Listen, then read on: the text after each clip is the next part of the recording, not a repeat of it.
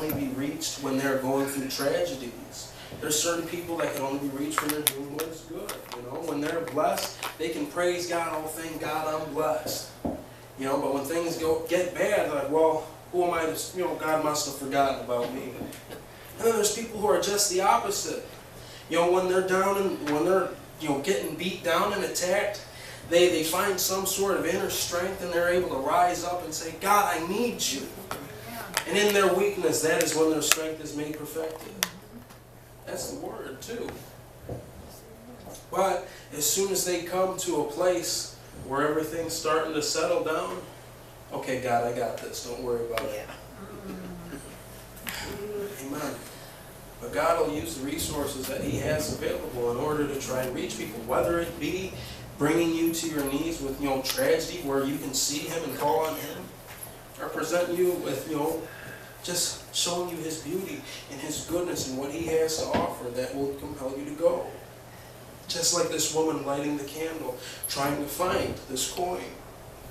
Moving on, it says, and when she hath found it, she calleth her friends and her neighbors together, saying, rejoice with me, for I have found the piece which I had lost. Talking about us. And here's the next part that's my favorite. Likewise I say unto you, there is joy in the presence of the angels of God over one sinner that repenteth. Now then, going back into that sinner, to the person that missed their mark, that was able to turn away from everything that they've done as far as, sinning and living this wicked life. Notice it doesn't say the angels are rejoicing. What does it say? Somebody read it to me. I'll wait. It's in the 10th verse. Out loud, somebody, please. Likewise, Yes. likewise I say unto you, there is joy in the presence of the angels of God over one sinner that repenteth. Who's in the presence of the angels of God? God. God is rejoicing over somebody. It's not talking about the angels. It's talking about God Himself rejoices over the sinner coming to salvation, coming to being saved. And He said, now this is where it gets good. A certain man had 2 sons, and the younger of them said to his, you know what? No, I'm gonna completely go off topic here. Let me go over to the 19th verse, or 19th chapter. Zacchaeus. I know I'm getting off topic. It's okay. I know this is different today. And I just want to emphasize that the floor is still open for anybody that has any questions. Amen. And Jesus entered and passed through Jericho, and beheld, there was a man named Zacchaeus, which was the chief among the publicans, and he was rich. Now, in me explaining to you what the publicans were and how they always were lying in order to get their hire, in order to receive these wages, in order to receive their compensation, because what they did get, that the Romans, they would collect from them, and whatever was left over, they belonged to them. This goes so far as to say that he was rich, meaning he was robbing people blind. Wow. He was doing everything he can in order to extort money from them. And yes, it was extortion, because again, if you were to tell them no, well, then they say you're refusing to pay the tax to the Romans. Yeah. And that's when they'd send the guards after you, so to speak. Amen? Yep. And how many of you know that the Roman legion, it's not just 1 or 2. Right. They maintained a presence of power. Right. When we hear the story about Peter, when Judas betrays Jesus, and it speaks about all these Roman guards showing up, and how I love that story as well. When Peter, even though he was in the midst of all these trained soldiers and this legion of troops, that he was the only one that had the courage to take a sword and Take a zero. what boldness. Yep. To stand in front of what is certain death. You have absolutely no hope. You have absolutely no chance of defeating this. These are all trained men. They got you outnumbered like 30 to 1 or something like that, something to that nature. But he was the only one that said, you know what? I told God, I told Jesus that I would fight for you and that I would die for you. And he took the opportunity. Yep. Amen. But later on, see, that was when his back was against the wall. But then all of a sudden, when he realized that there was a way out, he wasn't as passionate. Right. Well, we'll get back into that later. Named Zacchaeus, which was the chief among the publicans, and he was rich.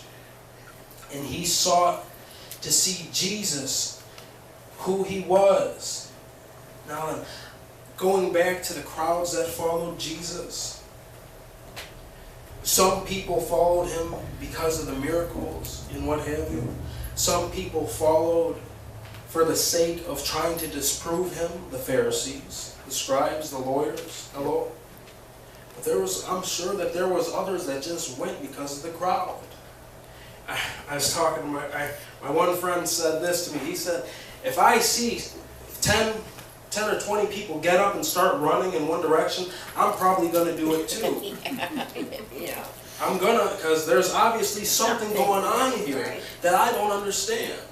You know, and if all these people are going to do it, I'm probably going to do it too. Like, So there were the people that followed him that knew, because they had spent some time with him. And there were those that, sought to disprove him because they heard the stories. And then there were those who simply seen the crowd and were drawn to it. And here was Simply Zacchaeus. curiosity. Curiosity. What? I've been guilty of it. We see a crowd of people forming. I remember in high school, every time you'd see a big old crowd of people forming, knew there was a meant fight. And what happens? Everybody comes running to the same spot. It's because they see the crowd. Yep. But I love what it says. Let me see right here. And he sought to see Jesus, who he was, and could not for the press, because he was little of stature. I mean, he was short. He couldn't see over the people. And he ran before and climbed up into a sycamore tree to see him. And he was to pass that way. He didn't let himself be stopped. See, I want to see the glory. I want to see miracles take place. I want to see, the blinded eyes open. We talk about it all the time. Yeah. But I don't want to talk about it. See, another saying that my friend Malcolm says, he's got a million of them.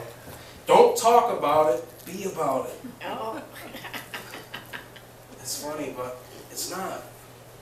It's not funny. You got It's that not from funny Rocky when Horror. we talk about how we want to see the glory of God and we never see the cloud.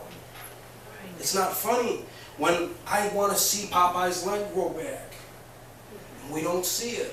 Whose fault is this? Oh, it must be God's fault. No.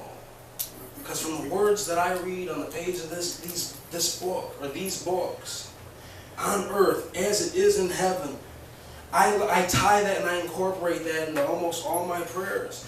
Because I want it. I want it. I want it. I want to see the Shekinah glory, because that's in heaven. I want to see, people being healed and restored. Once we get to heaven, we're not going to be able to see that. We're not going to be able to see the people, being healed, because once we get there, we're We're here. whole. Yeah. This is the only opportunity that I'm going to have to see miracles take place like that. And I want to see them. I do understand that tragedies have to go and take place in order for miracles to happen.